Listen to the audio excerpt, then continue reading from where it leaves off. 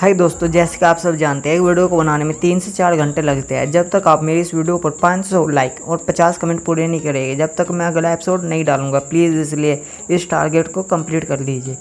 अब आगे एपिसोड शुरुआत हैं। जैसे कि हम सभी ने लास्ट एपिसोड में देखा था, महारानी पैरट को सिवा सुनती है, फिर वो हंसती है, फिर कहती है डीमन टावर में का जो एक्सपीरियंस था ना, उस यानी उस खून वाली नदी का जो गर्म हो रही थी, फिर वो अपनी बात आगे बढ़ाती है और कहती है उसका एक्सपीरियंस बिल्कुल भी अच्छा नहीं था, लेकिन मुझे यहाँ पर डांस यानी सीखने की ट्रेन करने की थोड़ी सी ज़रूरत है। फिर मैं ना तुम्हें वो है ना पहले यानी उस जगह पर ही मिल जाओगी। हानो से देखता है और कहता है तुमने तो पहले डांस को देखते हुए मना किया था, तो तुम्हें बहुत बुरा लगा था। फिर महारानी दोस्ताना होते हुए उससे कहती है कि तुम्हें दूसरों की बीवी चुराने के लिए क्या मेरी ज़रूरत नहीं है।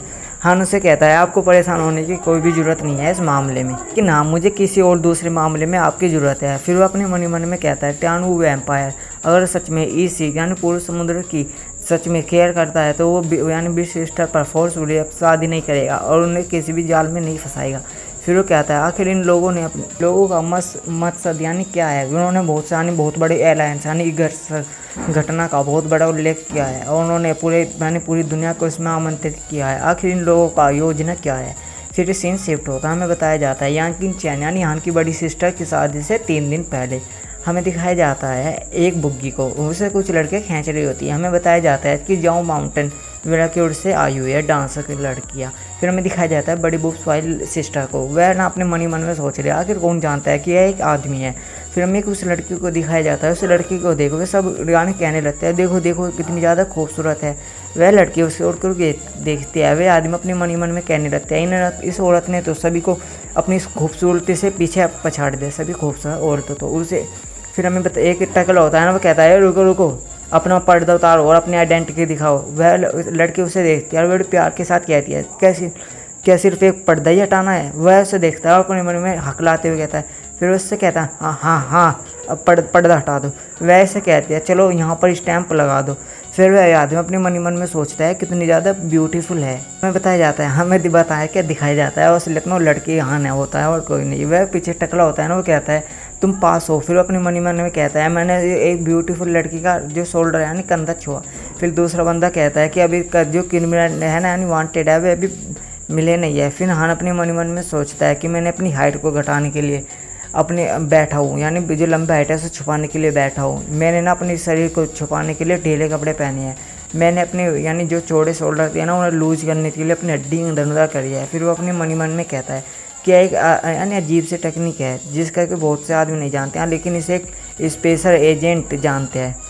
फिर अपने मन में कहता है कि मैं बिग सिस्टर से आज ही मिल पाऊँगा। फिर सीन शिफ्ट होता है, हमें बताया जाता है यांचिन ब्रैड चैम्बर यानी कि हान की बड़ी सिस्टर जिस घर में रहती है ना वो है। हमें दिखाया जाता है हान की सिस्टर सभी को पीट रही होती है और कहती है यहाँ से जाओ। वह कहती है एक यानी आदमी के गले पर उसने चाकू धरा रखा होता है। वह उससे कहती है दूसरे वालों से कि तुम इस दुनिया में कौन हो, अपना आपकी यानी पुष्टि करवाओ। और फिर वो कहती है मुझे घर जाना है, मैं घर जाना चाहती हूँ।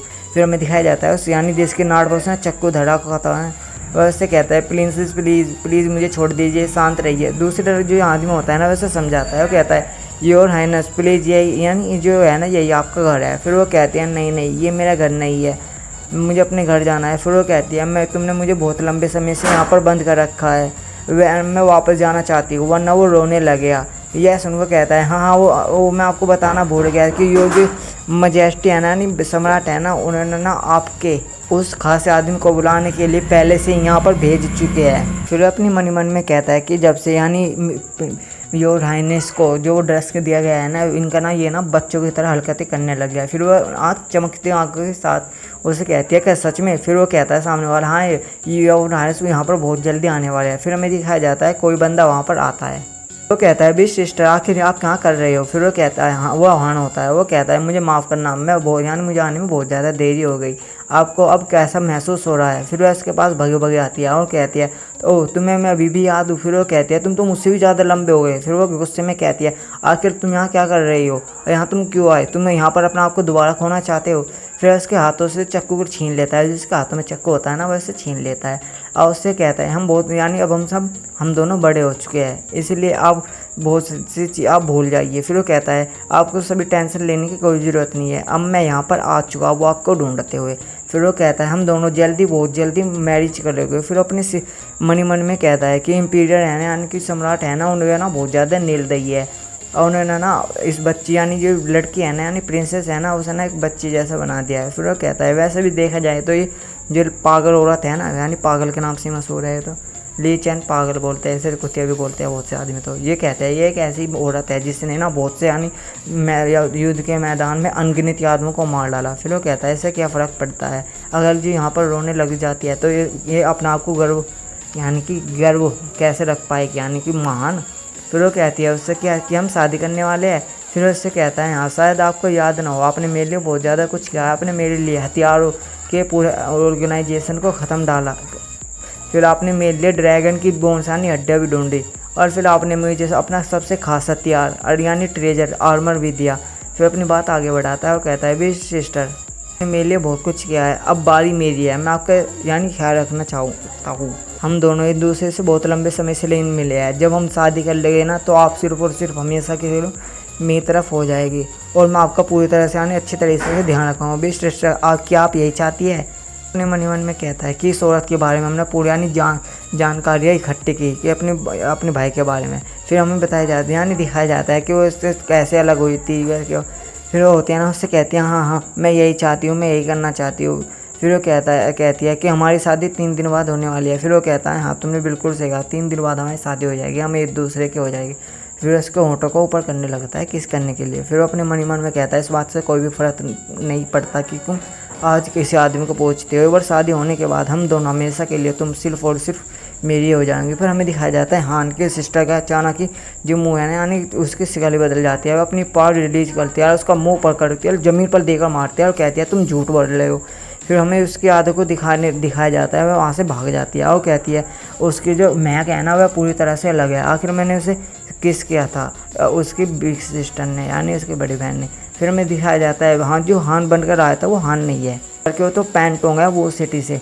और वो ना अपने मन में कहता है वो अपनी जो यादें है ना वो पूरी तरह से भूल गई है, लेकिन फिर उसने मुझे रिजेक्ट कर डाला। जो पीछे का बंदा होता है ना वो कहता है कि योर हाइनेस यानी प्रिंस जो यानी बहुत सारा सैनिक है ना वह ना अपनी अपनी जगह पर लग चुके हैं, वो यहाँ से चाय भी ना यहाँ से भाग नहीं सकती। फिर वो कहता है तुम्हें कुछ भी करने की ज़रूरत नहीं है, जो कुछ भी करना है मैं खुद ही कर लूँगा। फिर वो अपने मन में कहता है फिर तुम्हें ना भाई बातें बताई थी, लेकिन तुमने उसे सुनने के बाद भी इसे अनसुना कर दिया, अब जो भी होगा मुझे दोस्त मत देना। फिर सीन शिफ्ट होता है, हमें हान को दिखाया जाता है।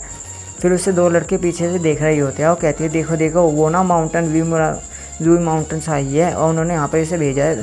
फिर हान बड़ी स्टाइल के साथ मुँह मोड़ता है, उसे वो लड़की कहती है देखो वो इतनी ज़्यादा परेशान होते हुए कितनी ज़्यादा खूबसूरत दिख रही है, मुझे उसका चाहिए एड्रेस। फिर हमें हान को दिखाया जाता है, हान कहता है छी तेरी की, इस जगह पर आने के बाद मुझे पता लगता है कि यहाँ पर कल्टीवेशन लेवल को दबाने के लिए एक एरे बनाया गया है। फिर वो एरे को देखता है और कहता है अपने मन में अगर ये कोई भी बंदा अपनी पीक रैम की जो पावर है ना उसे बिना परमिशन के यहाँ पर इस्तेमाल करता है तो जो एरे है ना उस आदमी को नष्ट कर डालेगा।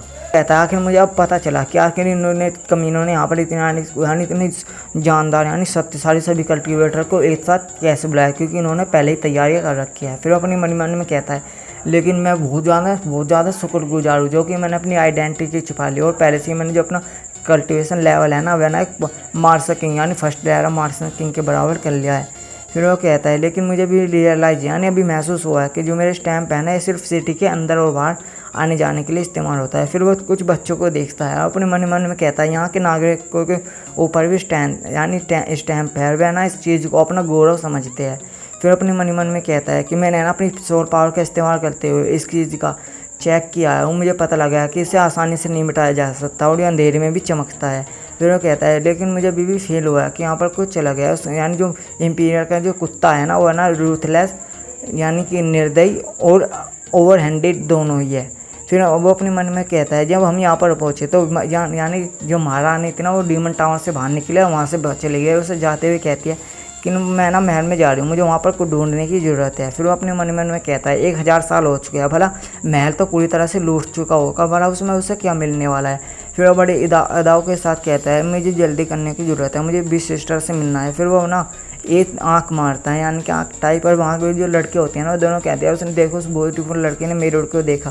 फिर हमें 3 मिनट बाद का सीन दिखाया जाता है, वह लड़की को कल कुरा कर खेल काल कर अच्छी तरह लोटे होते हैं, और आन कहता है ये बहुत ज़्यादा बेकार था। Yeah, let me take their ass back to the club real quick.